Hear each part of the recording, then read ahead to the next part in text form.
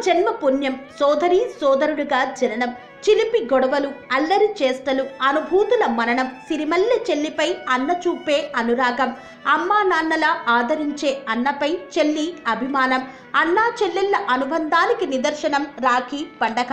అన్నా చెల్లెళ్ళ మధ్య అనుబంధాన్ని చాటే రాఖీ పండగ. అంటే రాఖీ అంటే రక్షణ అని అర్థం, బంధన్ అంటే సూత్రం కట్టడం అని అర్థం.